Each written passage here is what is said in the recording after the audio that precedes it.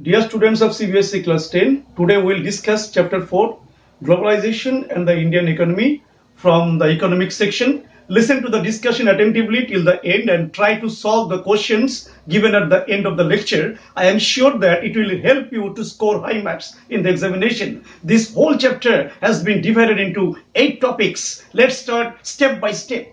Now, first is the number 1, production across countries. Production process.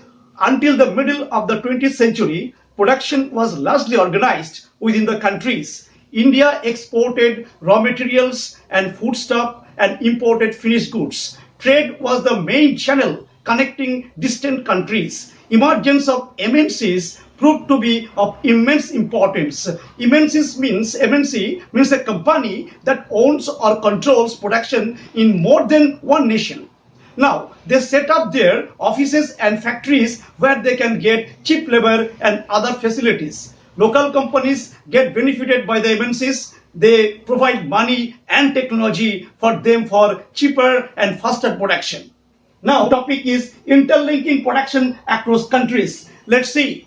Now, here MNCs are playing major role in the globalization process. Foreign investment in the countries has also been rising. MNCs are spreading their production by setting up partnership with the local companies or buying them. They prefer such areas where there is skilled and unskilled labor available at a low cost. Then production in the this widely dispersed the localities and is getting interlinked from one country and other. Now, third point is foreign trade and integration of markets. Let's see. So, what is that? Now, foreign trade started through various trade routes connecting India and South Asia to markets both in the East and West. Trading interest also attracted various trading companies such as East India Company to India. Foreign trade created an opportunity for the producers to sell their goods in other countries of the world. Now, next is the topic, what is globalization? We have to understand the globalization. Globalization is the process of rapid integration or interconnection between countries. In the globalization process, more and more goods and services, investments and technology are moving between countries. More regions of the world are in closer contact with each other due to rapid movements of goods and services, investments and technology through the globalization. Now, that is the globalization means. Now, next come the topic that is number 5, factors that have enabled globalization. The factors affect and number 1, the technology. Rapid improvement in the technology has been one major factor that has stimulated the globalization process. Several improvements took place due to the technologies. Now, the development in the various fields of technology, such as transport, information, communication, which enable faster delivery of goods across long distance at lower cost. And next point is liberalization of foreign trade and foreign investment policy. The Indian government, after independence, had put barriers to foreign trade and foreign investment. This was considered essential to protect the domestic producers. But in the beginning of the 1991, the government decided that the time had come for Indian producers to compete with the producers around the world. This decision was supported by the powerful international organization. Thus, barriers on foreign trade and foreign investment were removed to a large extent. Removing these barriers or restrictions set by the government is known as the liberalization, and it led to the path of globalization. Now, next is World Trade Organization, WTO. What is that? Now, it is one such organization whose aim is to liberalize international trade. WTO establishes rules regarding international trade and sees that these rules are obeyed. Now, number 7, impact of globalization in India. Now, globalization has been positive and negative impact on India. One and the other hand, it has created new jobs in the certain industries. On the other hand, it has perished some small producers in India.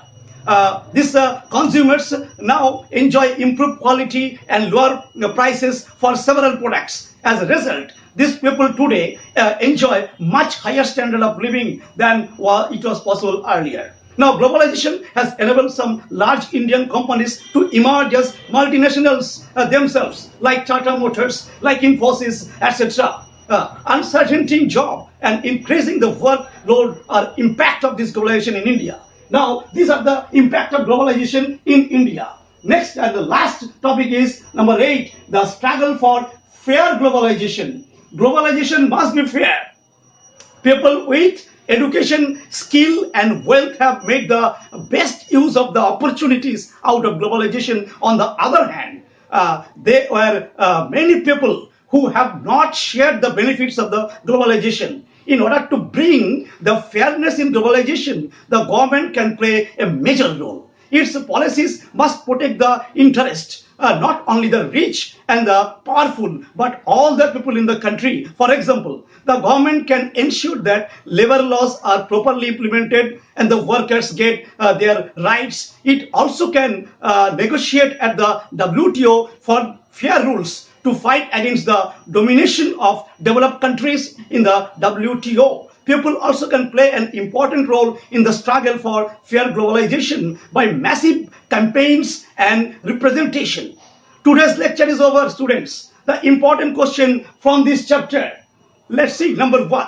What is globalization? What are the factors that have enabled globalization? Number 1. Number 2. How has liberalization of trade and investment policies helped the globalization process? Number 3. What is MNCs? How is the MNCs able to cope up with the large demands all over the world and the control prices? Number 4. Rapid improvement in technologies has been a major factor that has stimulated the globalization process. Explain. Number 5. Describe the impact of globalization on Indian economy. Number 6. Why is there a need to make globalization fair? How can the government make the globalization a fair deal? Now, these are the questions very important, and I divided this chapter into 8 topics, and the gist of the chapter already been told and discussed properly. You write down the answer. It will help you a lot to score high marks in the examination. Thanks a lot to watch till the end. Write all doubts in the comment box and don't forget